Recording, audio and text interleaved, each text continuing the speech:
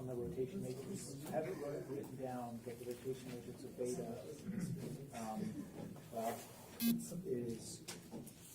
cosine, sine, then negative sine, and then cosine. Yeah. But in a lot of the other literature we looked at, it was reversed. The negative is on the bottom. negative on the signs were reversed. Yeah. So he did give us, So let's say we take some point here, Yeah. and let's say it's just length 1 from the origin, just for fun. Then, oh, and this is theta, right? So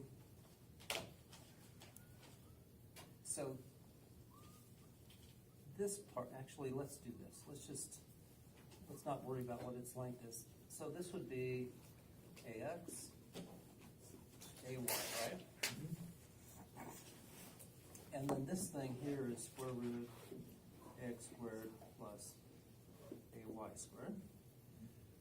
And then what we want is this coordinate, AX prime, and this coordinate, AY prime. Okay.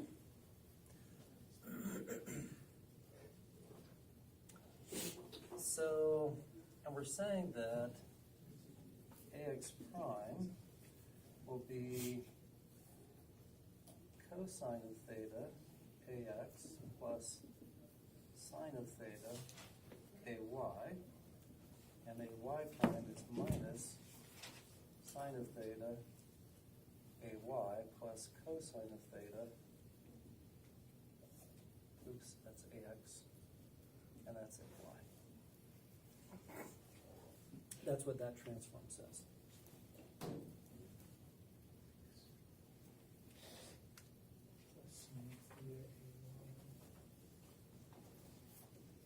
you might be confusing So- it for the rotation of minus beta. Yeah. I think that's what's happening. So basically then, this is AX, so if we drop a perpendicular here, this is theta, so this much right here is cosine of theta AX, right? And then we need to know what that is, and it's gonna end up being that. But at any rate, if you work it through, that's what you get.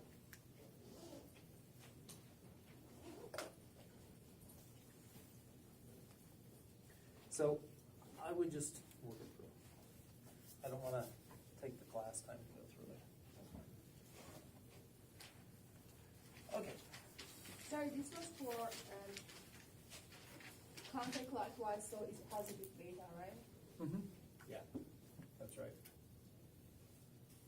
Okay, any other questions I can duck? No? Okay. All right. So last time we were talking about wave plates, and we said that the matrix for a wave plate, the Jones matrix, is e to the minus j, gamma over 2, 0, 0, e to the j, gamma over 2. And what was gamma? Something with retardation. Phase retardation. Yeah. And that's equal to what? For a quarter wave plate? Any wave plate. NS minus Yeah. NF The times difference in refractive indices. omega L over C. Yeah, so we could have 2 pi over lambda naught, or we could write that as omega over C, well, whatever, same thing. Okay, and so this is for we have some wave plate, slow axis along the x-axis, x-axis along the y-axis. And we saw for a half wave plate, the phase retardation is pi. And so what we end up with is 1, 0, 0, minus 1. Or did we put I think we put the minus 1 up there, didn't we? Yeah. Okay. And so, with a halfway plate then, what do we use it for? And how is it useful? Rotate polarization. Or at least keeps linear, but. So if we have a halfway plate, Reverse the rotation. yeah, if we have a linear, well, okay, so if we have circular, let's say we have clockwise circular, Change it to traffic. then it changes it to counterclockwise, and vice versa. What if we come in with a linear state at an angle beta? What does it do? But you rotate it about further. It flips it around the slow axis by beta. So those are the two cases where you tend to use a halfway plate. And then quarter wave plate, we have e to the minus j pi over 4, 0, 0, e to the j pi over 4. Or alternatively, we have 1, 0, 0, j. They're equivalent. Okay, and what do we use a quarter wave plate for? Then you wanna rotate as 45 Linear. degree. Yeah, if we have linear polarization at 45 degrees, so it's like this, then what does that convert to? Clockwise. So, circular, clockwise or counterclockwise? Clock. How do you figure out? With the finger method, so you have a component along the fast axis, a component along the slow axis. As it propagates, the fast axis is going to lead the slow axis. So what comes out then, the y is going to hit my nose first, and then it's going to transition to x, so that sense of rotation is? Clockwise. Clockwise. Yeah. Okay. So in linear polarization at minus 45 degrees? Counterclockwise. Goes to counterclockwise. Okay. So that's what we discussed last time. What we want to do today is a whole bunch of stuff. First of all, we want to do some examples of when to use a quarter wave plate.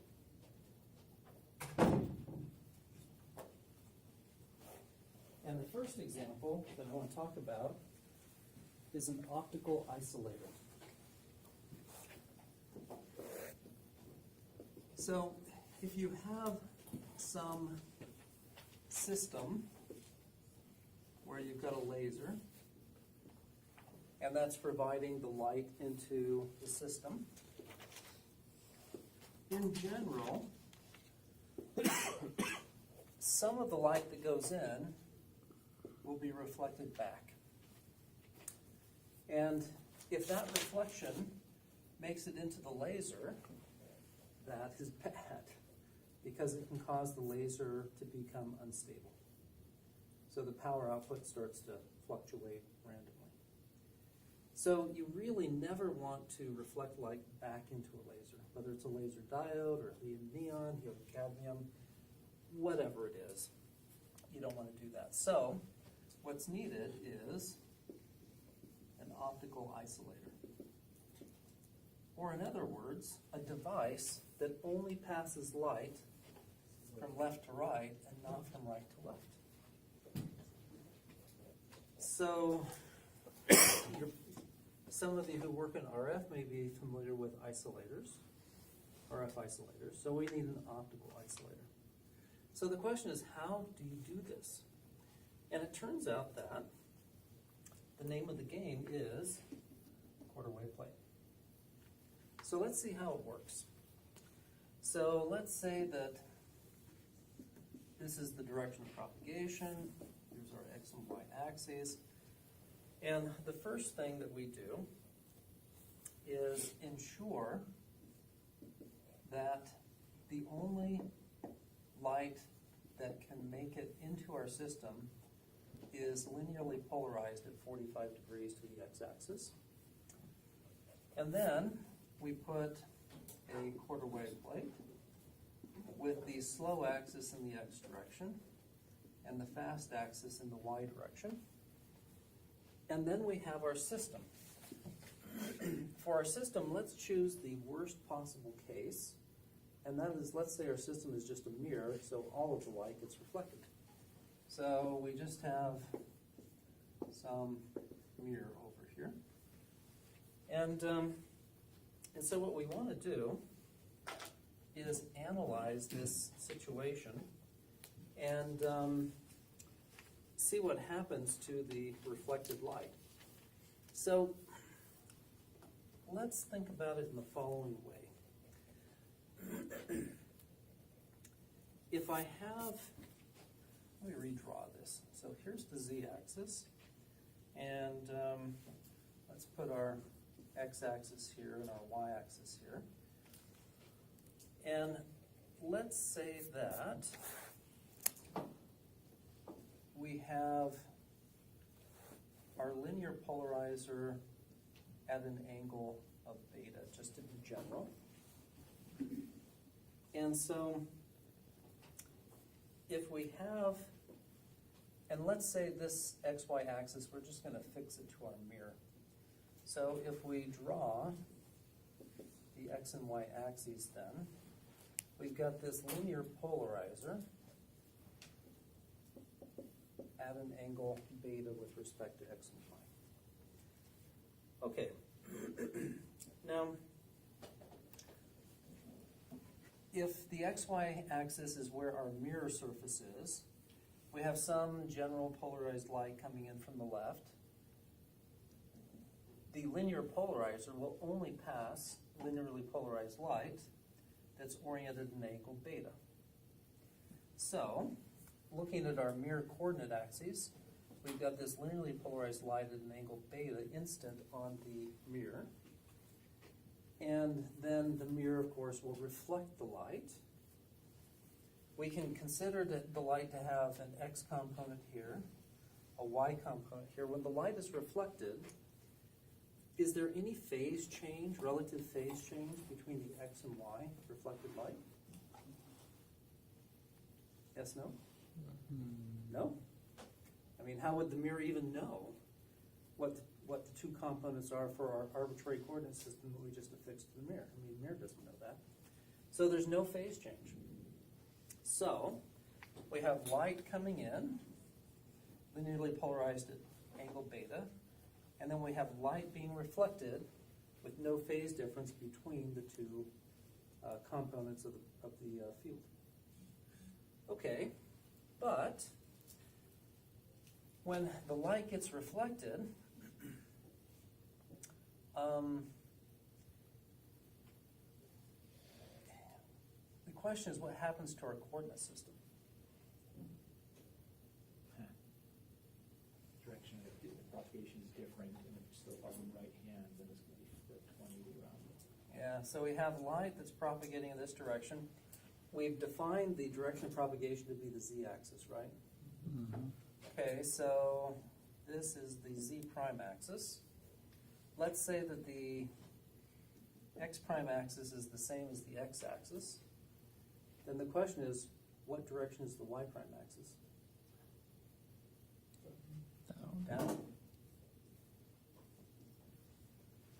So to have a right-handed coordinate system consistent with our definitions for how we're going to consider the field, how we describe the field, this has to be the coordinate system of the reflected light.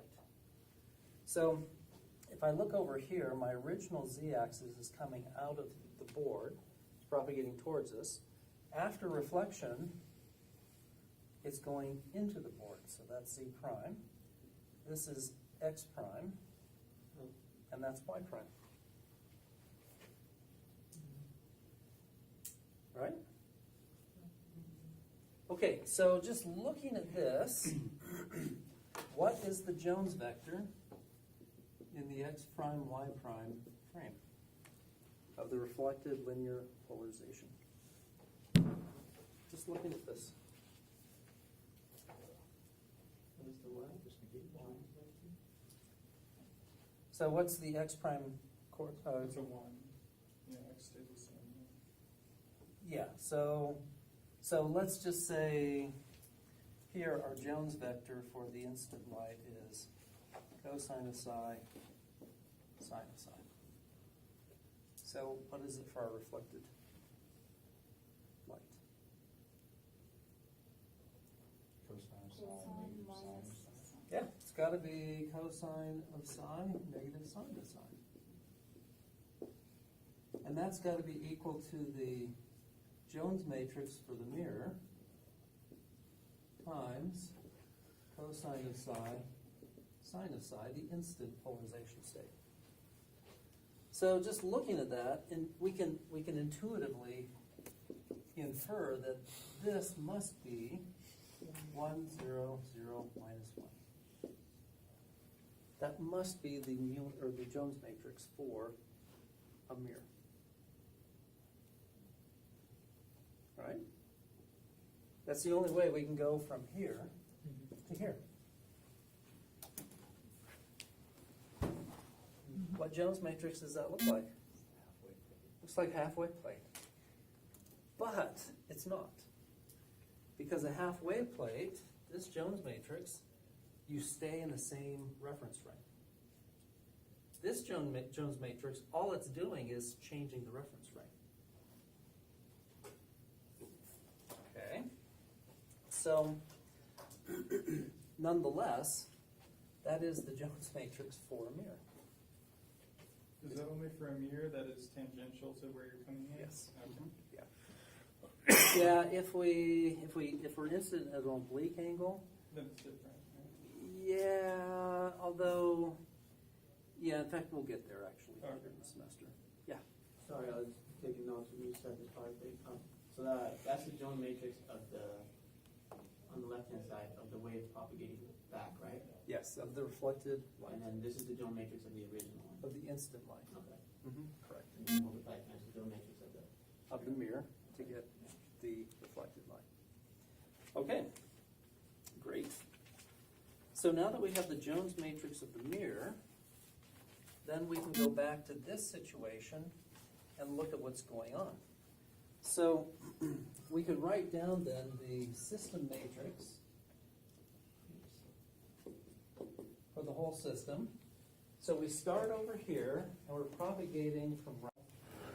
We hit a rotation matrix of 45 degrees, then a linear polarizer in X, rotation matrix of minus 45 degrees. Okay? And then what do we do? Quarter wave plane. So we have our Jones matrix of a quarter wave plate. Okay, then what do we do? Back to the 45. So we just went through this. Mirror. Then we hit the mirror. So we have the Jones matrix for the mirror.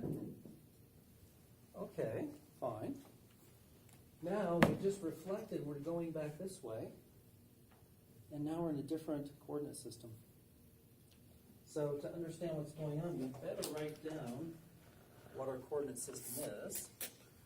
So here, this is the x prime, and then this is the y prime. Now, notice that the quarter wave plate, the slow axis is in the x prime direction, the fast axis is in the y prime direction. So is there any difference in the Jones matrix representation in the x prime, y prime frame? Nope. So it's the same Jones matrix. Okay. Now we come to the linear polarizer at 45 degrees. This is the x prime. This is the y prime. What rotation do we have to undergo to get into the local coordinate frame of that linear polarizer? minus 45. So this is minus 45 degrees. And then we have the polarizer. And then we have rotation of 45 degrees. And that is our system matrix. Yeah. Can you show how, from the quarter wave plate, how we got that minus 45 degrees? Yeah, so we're going this way. Uh-huh. And let me take this and redraw it. So if I draw it looking from this direction, or actually maybe looking from this direction, I have y prime and x prime. And I've got this guy, that's my linear polarization, right? My linear polarizer. And then, this is not how we like looking at it, so let's rotate it so that x prime's here, y prime's there. Then our linear polarizer is down here. That's minus 45 degrees with respect to the x prime axis. Okay. So, if I look at this piece over here, that's going to be 1 over root 2, 1 minus 1, 1, 1, and then 1, 0, 0, 0, and then 1 over root 2, 1, 1 minus 1, 1. And if I multiply all of that out, I end up with 1 half, 1, 1, 1, 1 for my rotated polarizer. And over here, I have 1 over root 2, 1, 1 minus 1, 1, 1, 0, 0, 0, and then 1 minus 1, 1, 1. And if I multiply all those guys out, I end up with 1 half, 1, 1, minus 1, minus 1. And you can do the matrix multiplications yourself after class. So if I take this now for my system matrix, I can write 1 half, 1, 1, minus 1, minus 1. My quarter wave plate, 1, 0, 0, j. My mirror, 1, 0, 0, minus 1. Quarter wave plate, 1, 0, 0, j. And this rotated polarizer, I have 1 half, and then 1, 1, 1, 1. So that's my system matrix.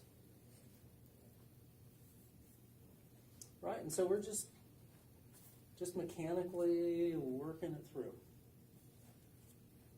And now, all we have to do is these matrix multiplies, which you can do on your own, but you can show by doing them that this is equal to 0, 0, 0, 0. No light makes it through.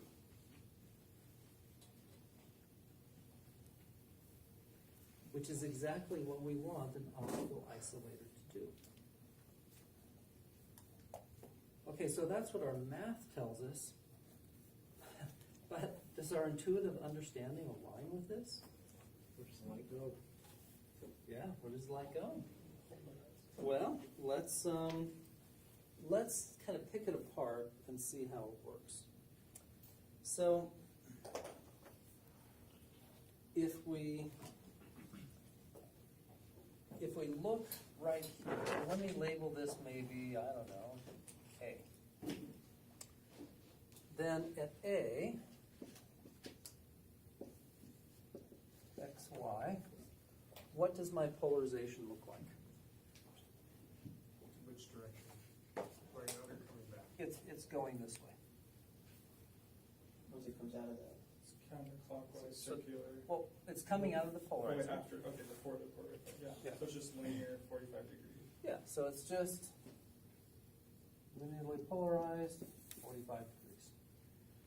Okay, now here, after it passes through the quarter wave plate, what polarization state do I have? Clockwise. polarization? Yep, always, yeah, you always evaluate polarization coming at you. So clockwise. Yeah, so we have clockwise circular polarization. Okay, then we hit the mirror and we reflect. And so at C, this is now X prime and Y prime. What do we have at C? What polarization state? Same, right? Nope. So are we looking at it backwards?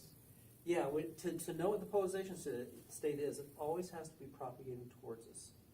So if we stand over here and we see B, and B is coming Okay, at reverse us, it. the Y is leading the X, right? Yeah, So it comes in, hits the mirror, Y comes out first. Y comes out first. Now I've got to go to the other side, and Y is leading the X. Oops. Yeah, There. yeah, like that. Yeah. And now, no, it's this way. Yeah, that's right. And so now this is going to hit my nose first, and then this. So it's rotating counterclockwise. So here, I've got counterclockwise circularly polarized light. So, you Yeah. mentioned something earlier about the phases not be, or there not being a phase difference between the two of them when it hits the Yeah. mirror. Mhm. Rather, Yeah. Well, so, Correct. Okay. Yeah. So what happens is, it's propagating towards me. It's clockwise, circularly polarized. So Y is leading X, Yeah. comes in, hits, and now it's like this. And now, though, to determine what that polarization state is, I have to flip around to the other side and look at it. And this is going to hit my nose first when I'm on the other side, then this. So the rotation is going to be that way, which from looking at it from this direction is counterclockwise. Okay. If I look at it from this direction, it's still clockwise. But I've changed my coordinate system. So I have to look at it correctly from the new coordinate system.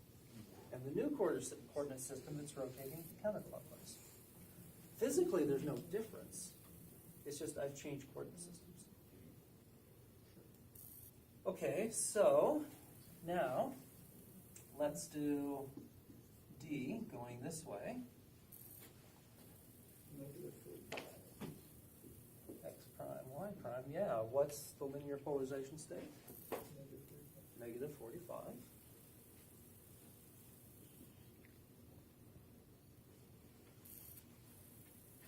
And what is the linear polarizer at? 45. Therefore it gets blocked. So what is the benefit of the quarter wave plate? 'Cause it seems to me if you just have 45 degrees coming in, hitting the mirror, wouldn't it be coming out? Oh no, we come back up 45. Yes, Okay, I exactly. see. Okay. Exactly right. Yeah, so basically, putting the mirror here with a quarter wave plate, you've just turned the quarter wave plate into a half wave plate. And you've flipped the linear state, which is at 45 degrees slow axis, to minus 45 degrees of slow axis, And then polarizer which the blocks. polarizer then blocks. So that's what's really happening. And so in reality, your optical isolator wouldn't have a mirror, it would just be the polarizer and the quarter wave plate. And- Correct, and then your system, there'll be Whatever for no reflection it reflections and has. whatever, Okay. yeah. But those reflections are gonna get blocked by this combination. So that's an optical isolator. Do they physically build those like on top of each other, or You do could- you buy you the could. two things? You could do either, actually. Okay. I'll show you an example shortly of them on top of each other, something that we did years ago. Okay, so you don't need a non-reciprocal material to get a non-reciprocal effect. It's very simple to do, and the only cost is however much it costs to buy the quarter wave plate and the linear polarizer. Okay, so that's an optical isolator. So any questions about how the thing works? Yes. Just a quick question. So those linear polarizer or wave plates, is there a non-ideal attitude that actually reflects before even going through? Yeah, so, if it's not an ideal linear polarizer, you'll have a little bit of light that leaks through in the orthogonal state. The quarter wave plate, if you don't anti-reflection coat it, then you get a little bit of reflection off of each interface. And we'll cover that in detail when we talk about reflection and refraction later in the semester. Yeah. So how do you know if you need an optimizer? Like, All depends on what your source is. so is there just like, if it's a lot of light, it'll screw up the laser, if it's a little bit, it won't screw it up? It depends on the laser. Yeah, it's, for some lasers, even a little bit can totally screw it up. You mentioned in the beginning, but I forgot, how does it damage the laser when reflections come back? So it doesn't damage the laser, it causes the laser to operate unstably. Yeah, so then what happens is you don't get, like let's say it's just a continuous wave laser, just constant power coming out. Well, if you feed back a little bit of reflected light, then it's no longer constant power, it'll fluctuate. At the laser, right? The laser will, the actual laser output will fluctuate. Because you've got this reflected light going into the laser and it's undergoing stimulated emission. So it's sucking power away from the original, and then depending upon the coherence length of the light being emitted and how far away the reflected surfaces are, that may or may not be coherent with what's already oscillating in the laser, and so it just messes you up. Yeah. Of course, the easy way to deal with it, if you can, is take your system and tilt it a little bit so the reflected light misses the laser. But there are many instances where you can't do that, so you need the optical isolator. Okay. So that was fun. Now let's look at some other applications. But to look at these other applications, we need to define another optical element. And that optical element is a polarizing beam splitter, or PBS. And basically a polarizing beam splitter is a cube, and we're just going to look from the top. It's a cube that's comprised of two prisms that are glued together, and they're glued together in a very special way. There's actually a thin film stack in between them, and we're not going to go into the details of how that thin film stack works at this point. But you have light incident from the left, and let's say it has some electric field component in the plane, and it has some electric field component out of the plane. And who cares what the phase relationship is? It doesn't matter for this illustration. Then what happens is when that light comes in and hits that interface on the inside of the cube, then the out-of-plane polarization gets reflected, but the in-plane polarization does not. So that's what a polarizing beam splitter does. The out-of-plane gets reflected, the in-plane just goes right on through. So what did you say, it was a cube with what, two different materials? Yeah, two pieces of glass, and then there's a thin film stack Okay. on one of the interfaces, and that's how you get this property. But we're not going to talk about that thin film stack at this point. Okay, so beam splitter cubes are very common and very useful. And let me show you some uses for the thing. Now, there are times when you want to, in your optical system, be able to create a phase shift in the light that's propagating through the system, or at least some part of the system. And so one way to do that would be to have light come into, say, a mirror that's like this, and then reflect up to another mirror that's like this, which reflects it this way and this way, and there you go. And if you take this mirror and you put it on a linear translation stage, then clearly you're going to induce a phase shift for the output light. So that would be one way to play the game. But if you have a polarizing beam splitter and quarter wave plate, another way you can play it is the following. You can take a polarizing beam splitter cube, and let's say that you come in with light that is polarized in the plane, then of course that light is going to go straight on through the beam splitter cube. And so here, what you do is put a quarter wave plate at 45 degrees to that linear state. And then what will come through is circularly polarized light, and put a mirror. What gets reflected? Same circular other. Circularly polarized, but the other orientation. So the opposite sense of rotation. The opposite sense of rotation comes through the quarter wave plate, and what do you get here? Negative. You get out of plane, because this is rotated by 45. So this is out of plane, so it hits this, what happens? It gets reflected.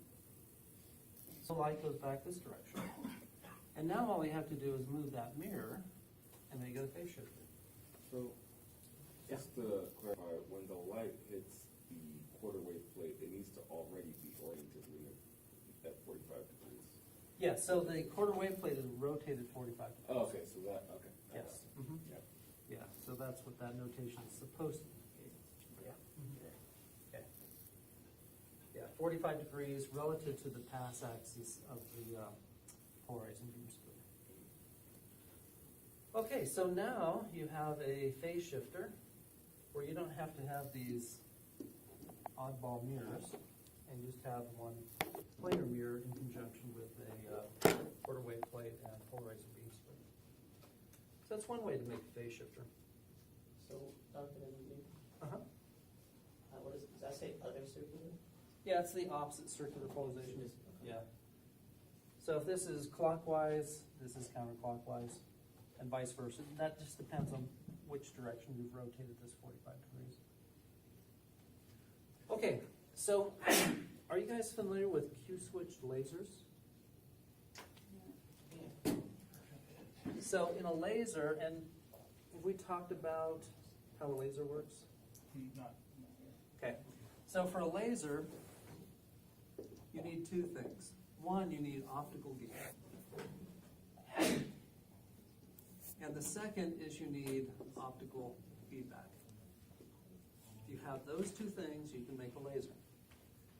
So in order to have optical gain, you need some block of material such that if you have a photon that propagates in that material, it will undergo stimulated emission, and thereby you get gain. And how do you get optical gain? Well, there's lots of different ways to do it. Feedback is you need some way of taking that light and causing it to go back and forth through that optical gain. So the easy way to do it is just mirrors. And then, make this mirror as high a reflectivity as you can get it. So that would be 100%. Of course, you can never quite get to 100%, but get to 99.6% or something. And then for the mirror where you want to get your output, make that, say, 98% reflective. So the 2% that doesn't reflect here, that's your output. And the exact values that you want for the reflectivities of the mirror depends on how much gain you have. If you only have a little bit of gain, then this is kind of how you play the game. If you have a lot of gain, these mirrors can both be totally crummy, and you'll still get fantastic lasing. When does that happen? Well, let's say you had a gallium arsenide wafer, and you grew some epitaxial layers, maybe did some quantum wells with gallium aluminum arsenide, and you do it just right. Then when you pass a current through this, then it turns out you can get gain. And so if you etch this, so if you have a waveguide, in this direction, in that direction, then you just need mirrors, because now you've got lateral confinement this way. Your epitaxial layers give you lateral confinement this way, depending upon how you've made them. So now you need mirrors. So what one does is just cleave along the crystallographic planes of the gallium arsenide, and now you have these really perfectly flat, atomically flat surfaces. And then you have a refractive index in the gallium arsenide that's maybe, say, 3.6, and then here's air. Well, there's going to be some Fresnel reflection at that interface, and we'll talk later about how much that is. But you end up getting a reflectivity of, I forget, let's call it 34%. And then over here, same thing. And it turns out there's so much gain here, even though you're losing 2/3 of the light here for each impingement on that surface, and 2/3 of the light here, you still have lasing, because there's so much gain. And so now you've got a laser that's shooting light out in both directions. And all semiconductor laser diodes, that's what you get. So, if it bothers you and you feel like you're not very efficient because you're losing that, well, you could go to the trouble of putting a thin film Bragg mirror on here. We'll talk about Bragg mirrors later, but a dielectric mirror. So now you get, very high reflectivity. You could do that, but there's no need really. And then usually when you package up one of these things, you put it in something called like a TO5 can, or there are other kinds of packages, but it's basically a copper thing that looks like this in cross section. So that's all copper, and then you take your laser diode and you stick it right there. And then this copper, tie that to one output electrode, and then over here, make a via in the copper, fill it with dielectric, and then stick a wire up through there, so it's not connected to the copper. Run that over to the top of the laser diode. Now this thing is basically rotated 90 degrees and stuck to that copper. That copper acts as a heat sink as well as an electrical contact. And then you have light spraying out this way, and light spraying back this way. So stick a little laser diode right here, and stick another copper or another via through the copper. Put a wire through here, and now this is a photodiode. You can measure how much light your laser is putting out. So you've got 3 contacts back here: ground, anode for the laser diode, anode for the photodiode. And you have a way of doing feedback to control how much power your laser diode is putting out. So open up any device that has a laser diode in it. That's pretty much how it goes. Okay, so let's say though that rather than having a semiconductor laser like this, we've got, say, a gas laser or maybe some other type of solid state laser, and the gain is relatively low. So another way we can play the game is we can take our gain medium and have a really high reflectivity mirror on this side, and then what we can do is put in a polarizing beam splitter, and then have another mirror over here that's very high reflectivity. And if I just do that, then if I have light propagating this way that is polarized in the plane, what happens? Oh, that's it, dude. Just goes right on through, right? Gets reflected here, that doesn't change the polarization state, goes right on through. it just keeps bouncing back and forth, right? So it's confined. What if I had light out of the plane? Pushed out. Yeah, so here it's going to be reflected. So basically, that polarization state can never laze. So you've just forced your laser to laze in the polarization state that's in the plane. Okay, fine, but how do you ever get light out if these are both 100%? Oh, it's the window. What's that? It's going up to the top. Well, that's only the light that undergoes some stimulated emission, and it just can't get any gain because after hitting this, it's Oh. out. So it can't go back and forth and build up with any gain. So to get the light out, what we do is we put an electro-optic crystal here. And the electro-optic crystal, when we apply no voltage, it just looks isotropic. So that means that there's no way for the light to get out. But when we apply the right voltage here, with the right crystallographic orientation, we can make it suddenly appear to be a quarter wave plate rotated at 45 degrees. So if we come in with a very fast pulse in time on this, of the right voltage, we suddenly turn it into a quarter wave plate, and what happens? It rotates the polarization, and then it all gets bumped out.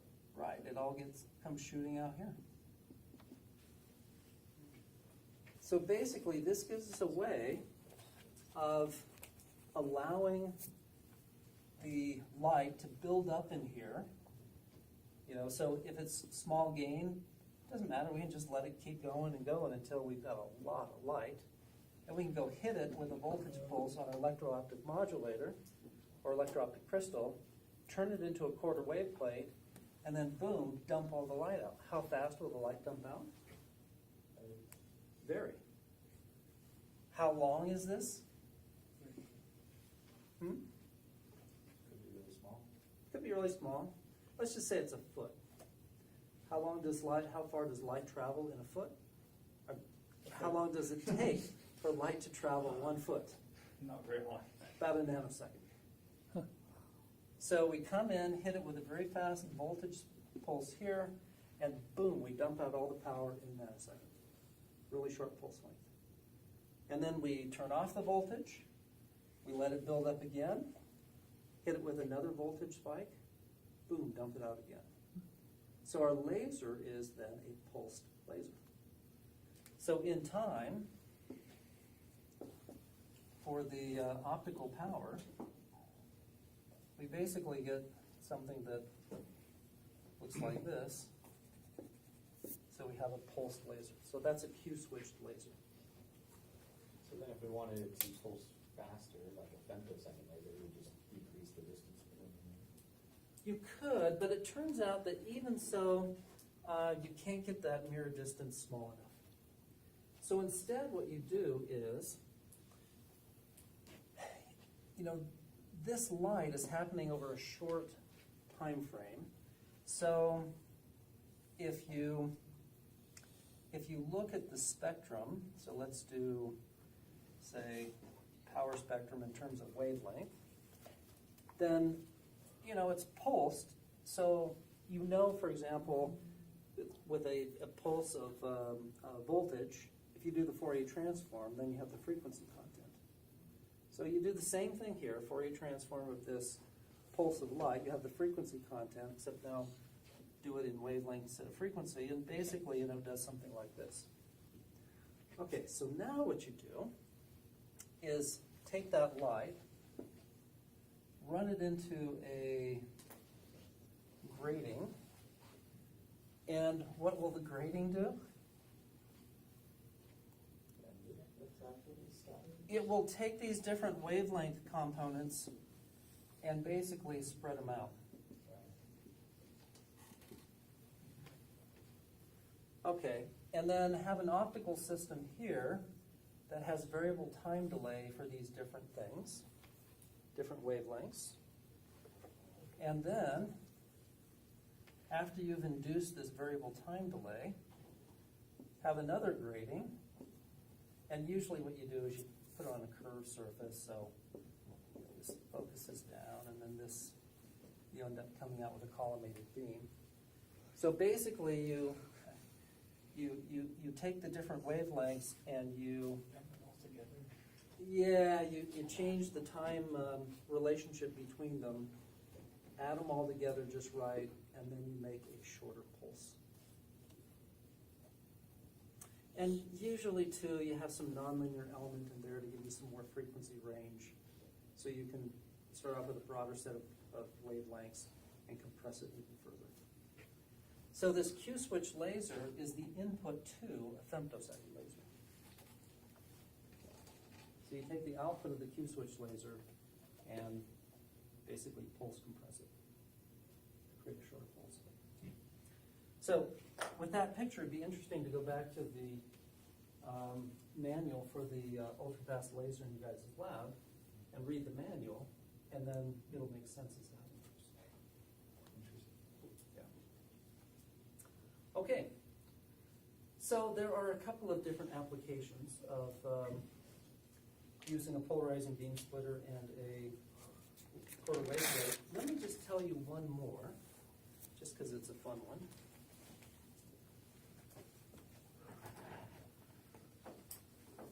So, how many of you ever watch a movie on an optical disc? DVD, Blu-ray, etc. You still do that? Not really. It's more Netflix or iTunes or something. Okay, well, if you were to have one of these things, then, Jace, you've graced us with your presence. So nice to see you. It's nice to be here. Can we review everything for So, we just have to give you a hard time because it's fun. Well, I am pretty late, so probably That too. Okay, so with an optical disc, then basically information is written on a track, and that track spirals from the outer edge to the inner edge or vice versa. And then you have an optical read head that sits over that track, and it can move this way.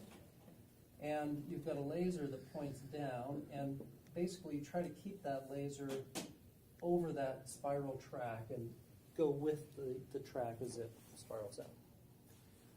And so if you look at the bottom surface of an optical disc, it's got all these indentations, which are the tracks, and then in the indentations, either there's a pit or there isn't a pit, and that gets back to how you encode ones and zeros. Okay, and then you have the other surface of the optical disc, and so this is polycarbonate, and you just injection mold using a master, so that's why they're so cheap. But the point is that if you have some source, laser source, collimate it, go through another lens, and focus it down, refract here, then what's happening is you're looking for reflected light. And that's what you want, is the reflection. So how do you get the reflection? It's going right back in the direction that you sent it out. If you were to put just a normal beam splitter here to pick off that reflection, then it's really inefficient.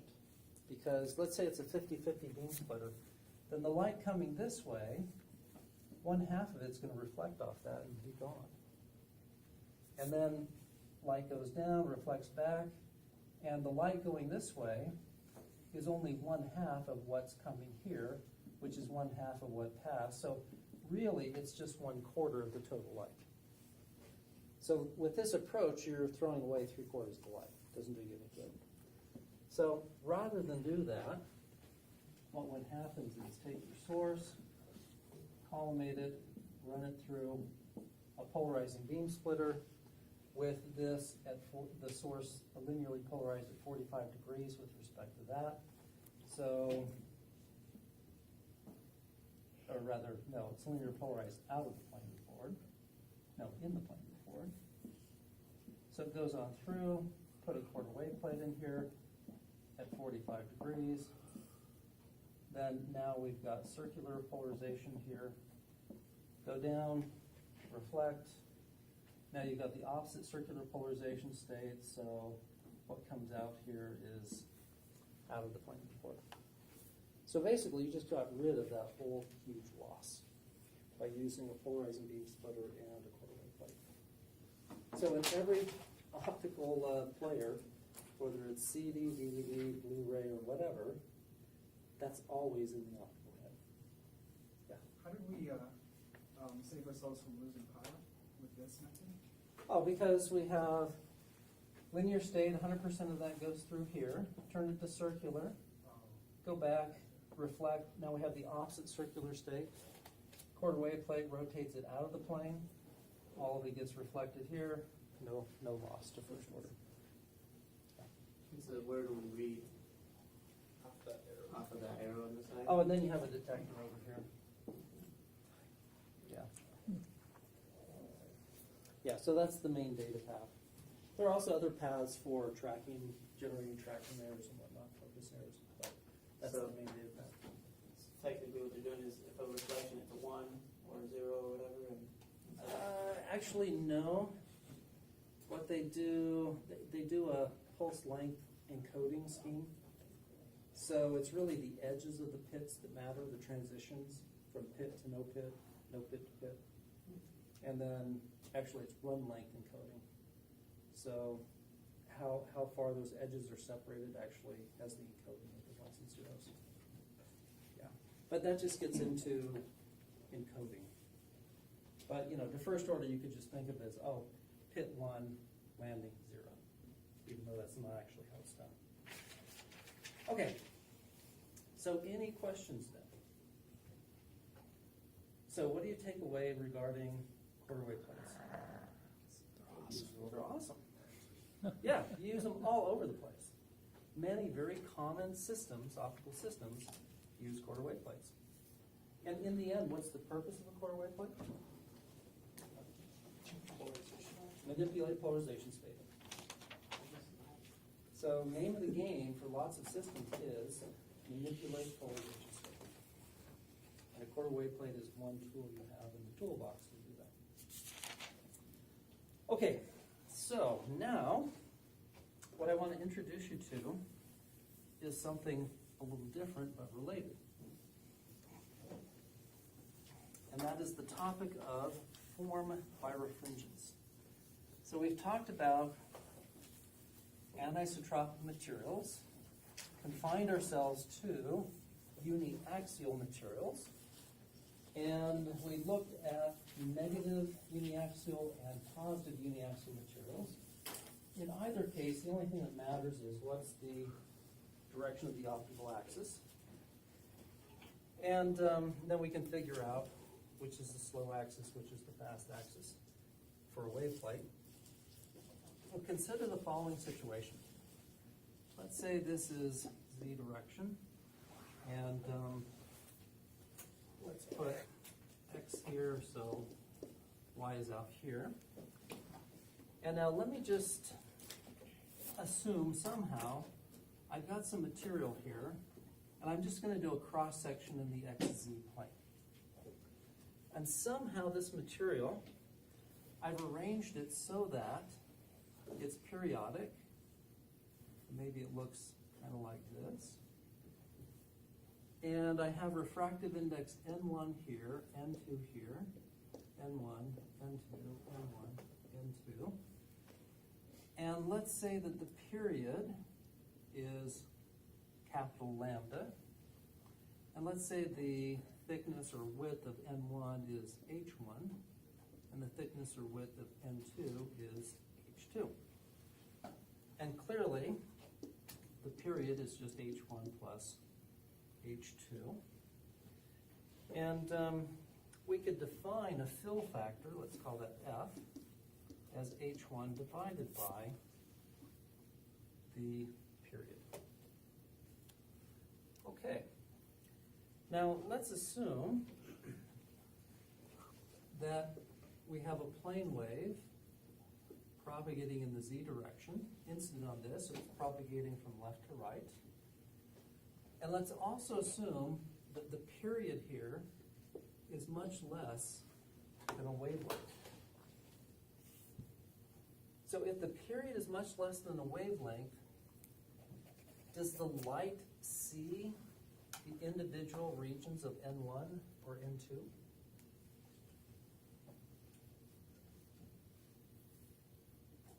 It doesn't. Yeah. Because they're too small. Anything smaller, significantly smaller than a wavelength, the light just can't resolve that.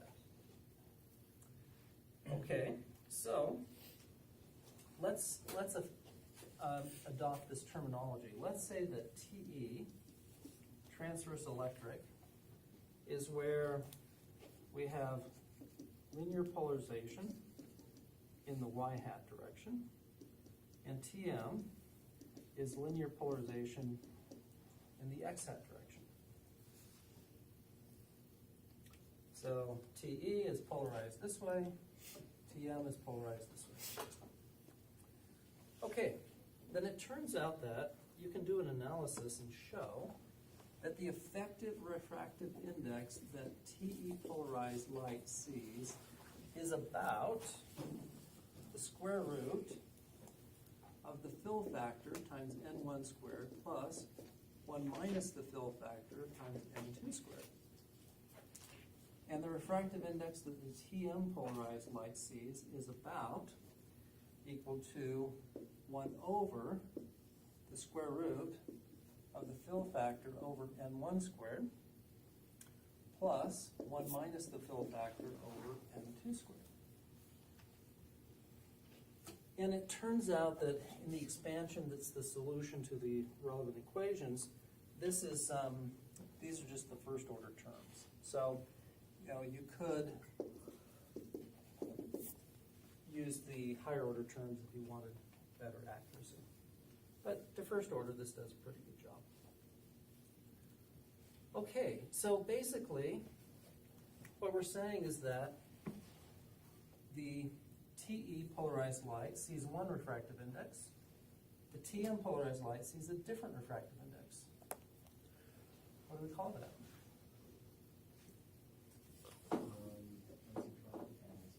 Anisotropic. Yeah. And so, if this is an anisotropic material, or effectively an anisotropic material, we can make a wave plate out of it. And then the question is just how do you get these little tiny regions of N1 and N2 and do it in a periodic fashion? And they have to be so small that they're smaller than the wavelength. Yes. So these are very Deposition. small regions. Yeah. Yeah. So it's really small. So it turns out a lot of biological tissues are this way. Like muscle, turns out it is formed by refringent because of the structures in the muscle. So the actin fibers and all that stuff.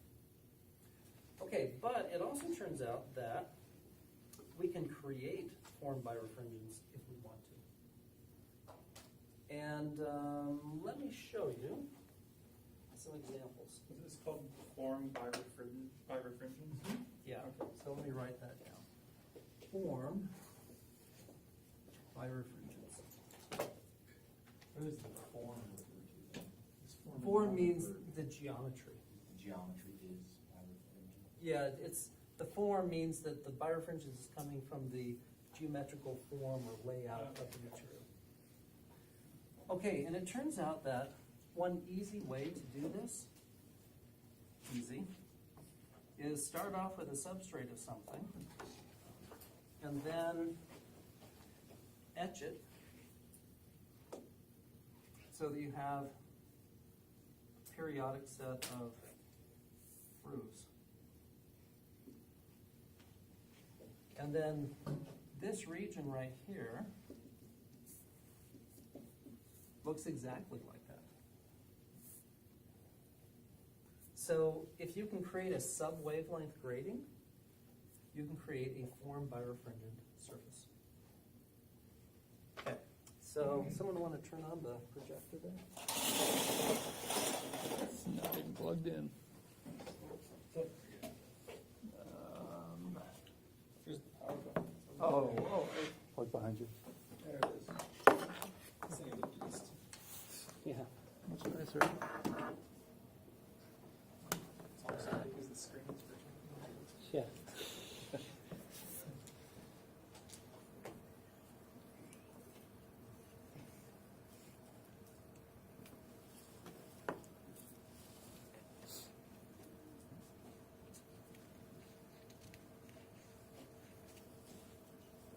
Let's see, Jace, can you hit the lights back there?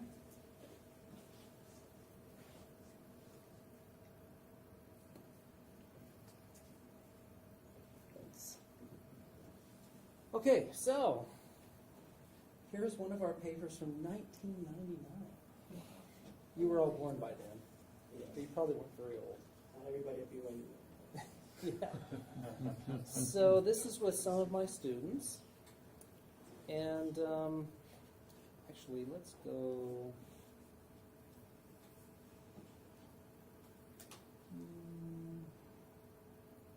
Yeah, okay. Let's do this one first. Okay. So the idea here is rather than make a form birefringent material, it's instead of this grating being a dielectric, make that grating be in a metal. And if the grating is in a metal, then basically what we have are metal wires that come out of the plane. So if I have light that's instant on that set of metal wires, and the linear polarization state is aligned with the wires, then the electric field can cause the electrons in the wires to run up and down the wires. And therefore, the fact that it's wires makes no difference. It'd be the same effect as if I had a continuous metal plane. And what happens is, because I've got electrons running up and down the wires, they actually generate a reflected beam, and so those wires look like a mirror to the polarization state that's in the direction of the wires. Now, if I have a linear state orthogonal to the wires, if the wire period is significantly less than a wavelength, the light can't see it, and it just passes right on through. Because the light cannot cause a current to jump from wire to wire. And there isn't enough wire width to really have efficient coupling of the field into a surface current. So, in other words, by creating very tiny wires, I can create what's called a wire grid polarizer. And so the thing that we did was we took a metal film that we deposited on a silicon wafer, and the metal we used was molybdenum, and we patterned these little tiny wire grid polarizers at different angular orientations. And then we took that and put it on top of a focal plane array, which is infrared imager, such that one little wire grid polarizer was over every single pixel or image element of that focal plane array. And what we found is that we could make a very nice polarizer, and it was kind of a beast to make these things. I won't take you through the fabrication process, but we used an interference setup to record interference fringes over here to create these films. And here you can see the wire grids, and we put silicon dioxide on top, and here's just a first order image of a truck, looking at it, looking at the polarization state of the light rather than the amount of light in the infrared region. Okay, so you can take that idea and go with this geometry, which I just showed you on the board for form birefringence. Here's the retardance divided by pi, so 1/2 is a quarter wave plate. And notice the wavelength range here is huge. So this is the mid-infrared. And the bottom line is, based upon some simulations we did, I noticed that I could play a game where I could balance out a dispersion effect, which we'll talk about later in the semester, with the wavelength dependence of a retarder, which we'll talk about next time. And by balancing those two out, I could make it relatively achromatic over a broad wavelength range. And so you notice that here we've got a quarter wave plate over a very large wavelength range. So here's some etched silicon. This is with SU8 on top. And then this graph is absolutely beautiful. Retardance is a function of wavelength measured and simulated. Yeah. I mean, it just doesn't get better than that. I mean, that's awesome. And let's see. And then we created these wire grid polarizers, but rather than continue that story, let me go back to this one. And basically, these wire grid polarizers, underneath one out of every four, we put a fine formed birefringent wave plate at 45 degrees, which in other words is a circular polarization filter. So we have 3 linear filters at different orientations, 1 circular filter. It turns out you can measure the entire polarization state doing that. So this is what a cross-section looked like. And again, the wave plate looks beautiful. Fabrication was an absolute beast. I won't drag you through it. But this was the money shot in terms of SEM images. So this shows the quarter wave plate and the polarizer, wire-grid polarizer at 45 degrees oriented to that quarter wave plate. And then, looking at transmittance, clockwise circularly polarized light, counterclockwise circularly polarized light through that element. It was absolutely beautiful. Worked great. And so we got some nice results out of that in terms of what all of this was for, which was an imaging polarimeter, meaning image polarization state instead of image how much light or color or whatever is coming off that color. And there was a particular reason why this was being done. It had to do with hunting mobile missiles in the Iraqi desert. Metal or something. Yes, circular shapes give very distinctive polarization signatures. And so this was to be able to measure those things, as well as many other things too. So bottom line is, formed birefringence, it's awesome. You can do some really cool things with it. And we had great fun with this, quite a few years ago when we were all very young. So, okay, well, we're out of time. Next time we'll pick up and learn how to use a wave plate and polarizer to be able to measure, actually create and or measure any polarization state we want. And then we'll do a few more polarization tools.